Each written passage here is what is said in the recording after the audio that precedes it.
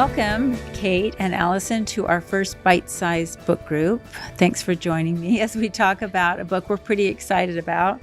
This is the book group for people who are too busy to read books. And so we're going to help you out because we think that you probably have a pile of books and articles on your desk and night table the same as we do. And so we want to share some thoughts about a particular book today and then some other things that we're reading as well. So the book that we're going to discuss is called The Multiplier Effect. And maybe the most important thing you might want to know about it is that it is all the rage in Davis School District right now. Our superintendent, Dan Linford, is a big fan of this book, and he has charged all of the school leaders to read from it and use it in their leadership. But it's not just for administrators, it's for all of us. And so we're going to talk about how The Multiplier Effect by Liz Wiseman, Lois Allen, and Elise Foster might have some ideas that can be applied right directly into your classroom. So I want to begin with a little anecdote that's referenced in the book, and it's about a woman named Jenny Jerome who had dinner with two men who were both vying to be the next Prime Minister of England, Benjamin Disraeli and William Gladstone. And she had dinner with these two men, and then a journalist asked her what her impression of the two men had been. She responded, "When I left the dining room after sitting next to Gladstone, I thought he was the cleverest man in England. But when I sat next to Disraeli, I left feeling that I was the cleverest woman." Oh, I love it. And both of these men are considered geniuses, but only one of them was a genius maker. And that's kind of what a multiplier does in leadership. They make the most of the people that they supervise. So there was an original book called Multipliers, How the Best Leaders Make Everyone Smarter. And this new book, The Multiplier Effect, is subtitled Tapping the Genius Inside Our Schools. So each of us are going to share a couple of minutes of some of the insights from the book that we think apply to teachers in their classrooms. So I'm going to share the three mindsets that multipliers have. Now, multipliers are the genius makers. They are the ones who take all the people who they work with and they make them the best they can be, beyond even what they might have imagined themselves. So the first mindset that a multiplier has is that people are smart. It's an assumption that they carry with them into their classroom as teachers and believe that all people are smart. And it says in the book, when we create stress, we lower student performance. And stress is different from pressure, right? We can put pressure on people to perform to their highest degree, but stress brings out all kinds of anxiety, which leads to a diminished performance. So if we believe people are smart, then we want to create the conditions in which that smartness can thrive. Number two, intelligence is dynamic.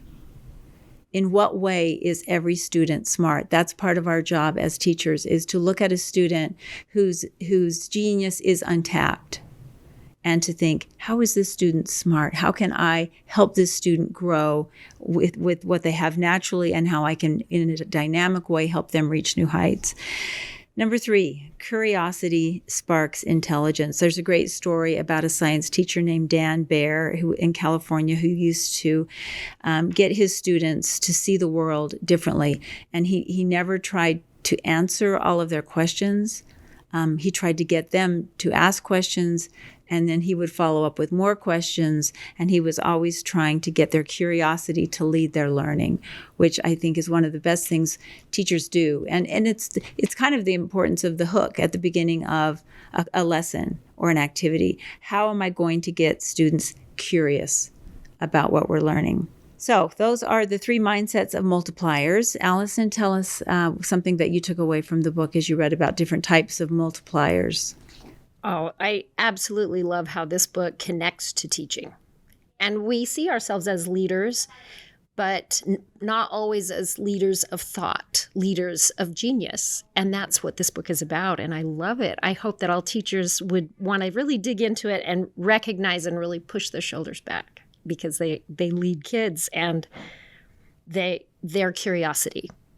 The chapter that I really dug into was the one about being a community builder, and talks about those that lead as multipliers put people in situations, in groups, where magic happens, but it has to be very, very intentional. And again, the whole time I'm reading it, it's not written for teachers, but all I keep thinking of are the teachers that I know and the experiences that I've had that were the best because I was intentional. This is a great chapter, and on page 98, they talk about the 3 processes that the most effective leaders use in order to build community and to get people into discussions. To be honest, this chapter is really about how do you put people in groups and have a healthy discussion. And this is what teachers do all the time, but these processes parallel what great teaching practice tells us to do. At the beginning, right before page 98, they talk about the idea that the best leaders help people have permission to think. I loved that. I love that idea. You have permission to really think deeply. So the first process is they put people into groups, and we'd think of students, and they frame it with 4 things: a great question, the why, the who, and the how of whatever the topic is. And they talk about the idea that one of the greatest common mistakes that people do is they put people in small groups and they only give them a general topic to discuss.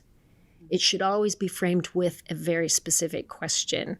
And of course, teachers do that incredibly well. Well, and Allison, it's interesting because it doesn't take that much longer to prep, but it's a step that we skip sometimes. Sometimes we think just giving them a topic will spur the conversation. But if we had taken in our preparation just a couple more minutes and really framed the question carefully, it would lead to much deeper discussion. Oh, absolutely. Think of the common structure: think, pair, share. Yeah, we don't skip the first. We often skip the think part, right? We say, quickly, turn to your partner and talk about this. And then we're a little, disappointed with the depth of the conversations, but we needed to have them, really think first. The second process here was about the idea of sparking a debate. And I love how positive they are about the idea of a debate, an argument, a healthy, productive conversation that we call argument. And they say that there's 2 things you must do. The most effective leaders do this. First, they create a safe space. And I'm like, oh, this is what teachers are all about. We know that we create those social norms so that kids walk in and they feel safe in our classrooms, and then they'll engage more often. So that's what multipliers do. They create a safe space. We know that when kids feel relatedness, they'll engage more. And that's what multipliers do. They give them that space. And the other is that they demand rigor within that conversation. And they do that with those very carefully crafted questions, getting them to think more deeply rather than just that general topic. And the last process reminds me more of project or problem-based learning, and that is that multipliers, they bring a transparent decision to its fruition. Like they help the group to really come up with a final decision.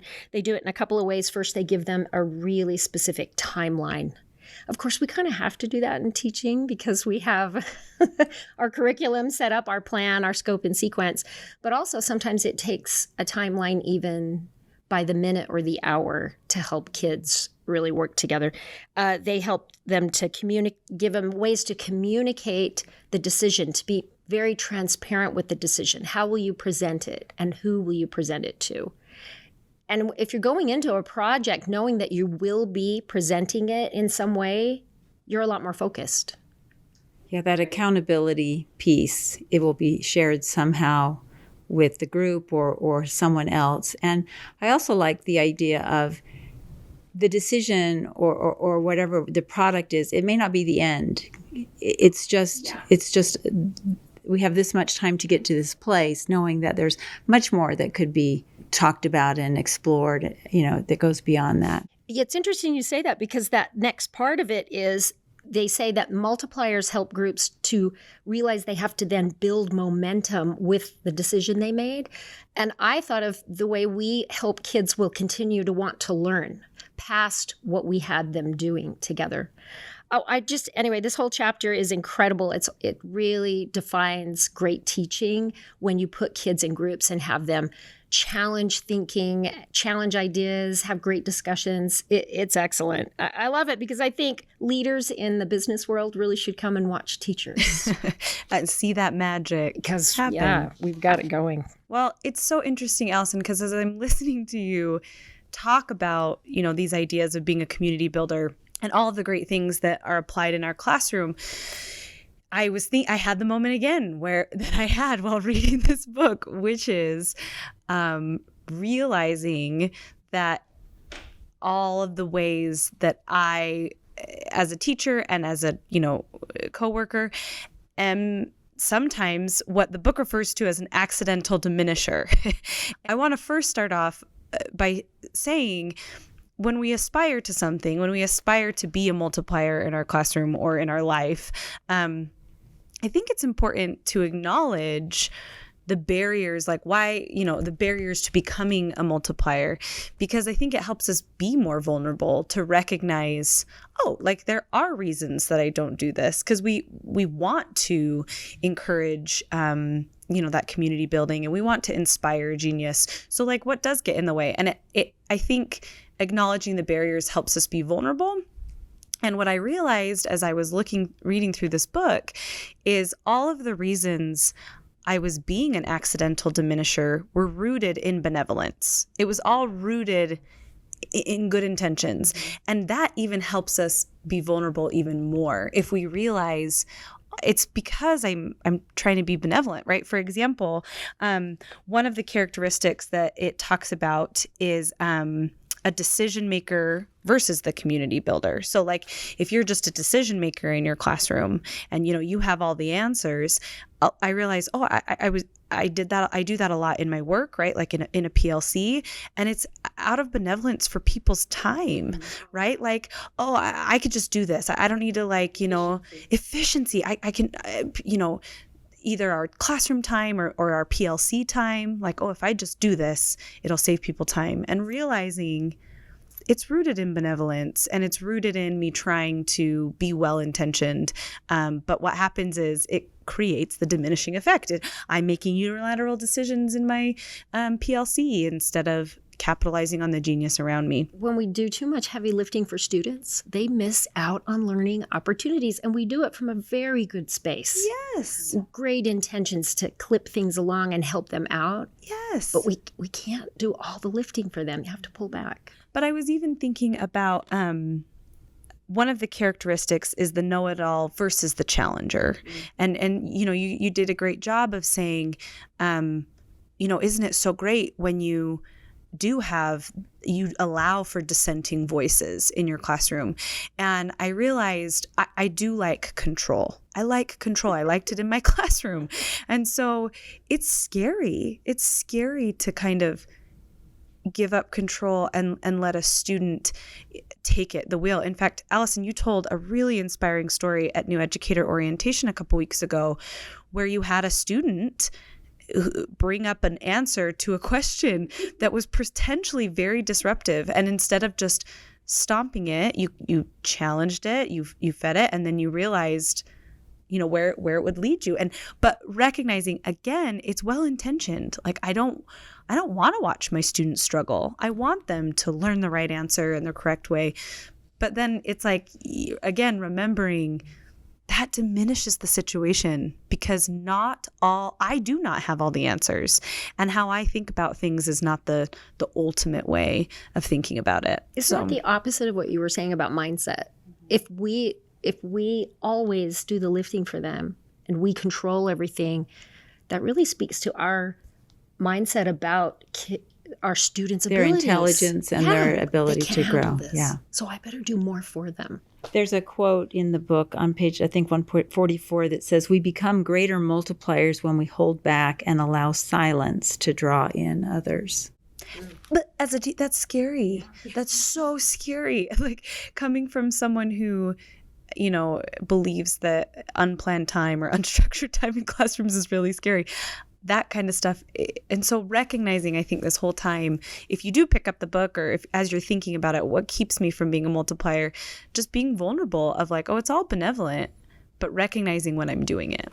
It's powerful. That's huge. All right. Well, Kate shared a little bit about the diminishers, the accidental diminishers. Allison gave us a good idea about the community builder. There are several other types of multipliers in the book that you might want to check out. And again, just remember, this is about making the most of the people that we supervise. And in our case, it's, we're talking about our students. So thanks for joining us for that little book review. We each now, for our gift that we like to give at the end of the podcast, each of us are going to share something else that we're reading about education or about teaching, something that we know you don't have time to read, but we've read it, we'd like to share. Kate, you want to start out? Sure.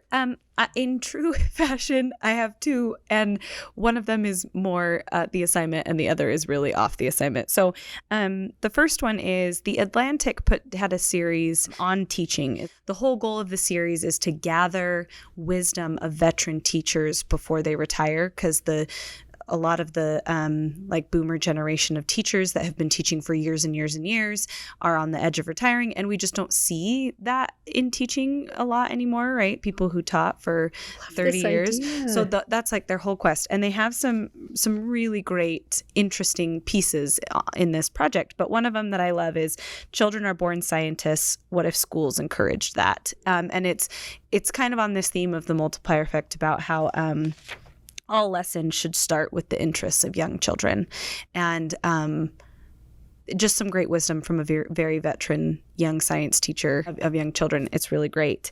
And then the other thing I wanted to share, if you really don't have time to read like me, I wanted to share a teacher you might consider following on TikTok if you're looking for ideas. This is a elementary teacher called Sparkles and Sprink, and she gives. Of course she is. I know, she's wonderful, and it's all just quick ideas, and they're very applicable, activities and things like that. Good. Sparkles and Spring. I love the idea behind the wisdom from veteran teachers. Oh, I know. Isn't that so great? And you get chills reading it, because when you're a new teacher, you feel that like there's just such a wealth of knowledge. It really is, even though it's changed a lot, right? The classroom setting has changed a lot. We really want to honor the experience they've had. Well, I dug into a book this summer, and I'm sure none of you have time to read this, so I'm really happy to share it with you. It's a great book, though. It's called Teachers These Days. If that sounds familiar, it's because there was a best-selling novel from this author, Dr. Jodi Carrington, before this called Kids These Days, and she went crazy with that book. A lecturing tour, and she had a lot of people, a lot of educators, including George Kiros, some very well-known educators, who said to her, you need to go back and also include the teacher perspective. So this book it's a book about reconnecting and healing after the pandemic for teachers. It focuses on teachers healing themselves, and then also how they can look at their students in a way that is more healthy for the kids. In the book, they talk about the idea that an adult who's not able to self-regulate obviously can't help kids who can't self-regulate. So there's a lot of focus in here about emotional wellness. But in the same way, Kate, that you were talking about the idea of benevolence and assuming positive intent, this book assumes all positive intent about teachers, that the work we do is powerful, that it's important, and that it's been very hard the last couple of years. So they give you that kind of, I don't want to say a break, but they give you this great feeling about the work that you do, while at the same time expecting that you consider kids through a different lens, that you do the best you can to do things like, for example, she talks about lighting up kids. She gives specific ways you should be able to celebrate students, especially those that push back the hardest. I loved this one. She talks about the idea of when you pass a student on to that next grade level or the next department, give their student resume. Rather than talking about the tough behaviors, talk and share with the other teachers the great progress that kid made. I loved that idea. I wish I had thought of it that way, to give the resume of my students to someone else. Anyway, it's an incredible book. It kind of boosts you up. Some great stories in here about reconnecting. And of course, one of the best things she did, she's a psychologist, she brought in a teacher as a co-author on this. So it's also written by Laurie McIntosh, who's an elementary teacher. It's strong. One thought about it, though, it's very authentic, and the phrases they choose to use and in the stories, there are a few swear words in the book. So if you're not comfortable with a few swear words in quotations and in humor used in an emotional way, you might not want to dig in. The article that I picked up was from Edutopia, and it was about the importance of brain breaks, which we know, and we go and preach that as much as possible. But it was talking about it not just as a way to give students a chance to take a break from the learning, but that during a brain break, the brain actually is rehearsing the skill or knowledge that you just were working on. So they have done this scanning of brains, and they find that when students are on a break, or they did this with athletes, when they're on a break, their brain is doing a practice session, and it's replaying the practice session over and over at an astonishingly high rate of speed, flipping the material from the neocortex to the hippocampus, the brain's memory center, over 24 times in the span of 10 seconds. So there's actually something really productive happening with brain breaks. And so it goes on to say, there's all kinds of brain breaks. And it says even if you just give kids just a couple of minutes to, just relax and talk, that's even better than going on when their brain needs a break. So I read that and I totally agreed, but I don't really love the unstructured brain break as much, because I like silence. It's not something we're really comfortable with. So I went to Doug Lemov, our author of Teach Like a Champion, who we love, and he talked about rest position. And he said that athletes and musicians both have what they call rest position. So I'm picturing with violinists, because some of my kids took early violin, that when you're not playing, you hold your violin, in a certain way, kind of in the crook of the arm, and your bow in the other hand, and you kind of are waiting until you're ready to come in. And I'm picturing like a ballerina in a position that I don't know what the name of it is, but it's kind of before you're going to begin doing the ballet, and that they are actually kind of primed and ready for the learning or the practice. So he wondered what it would look like in a classroom to have a rest position where we're letting kids take an emotional and intellectual break, knowing their brain's doing really great things. And so he said, what if we taught students that there would be a norm sometimes during think time, like a think, pair, share, or after we read some material, there's a minute or two where you just sit and think about it. And maybe for some kids that means writing, and for some kids, that just means staring off into space. But you would teach them that the norm is we're not interacting with each other during this break. We're just we're just in rest position with our thoughts, and we're just kind of soft focus off to the distance. You could have a norm where we don't put heads on desks during this rest position, but we're giving our brain a chance to do that quick, repetitive learning of the skill or practicing the knowledge. And I just loved that idea of a brain break where we actually talk about the brain, and then we talk about the kinds of things that could be reinforcing the skill or knowledge that we're doing. So I think we're going to practice this at our next training with teachers is to talk about rest position and give them a little chance to process, because that we know that we don't give kids enough time to process the learning. So anyway, that was kind of what I was reading that I thought was fun. It's powerful. I love that, especially about something that's kind of a thing right now. Yeah. What's the word for that? Yeah. Something that we're all doing it, but do we all really know the great benefits behind it? Yeah, and maybe we can do it better, where it's still giving them that emotional break, but it's also benefiting their brain as they're processing. Brain breaks aren't just trendy, folks. All right. Well, thanks you guys for joining for the first book group, bite-sized book group, and we'll see you next time.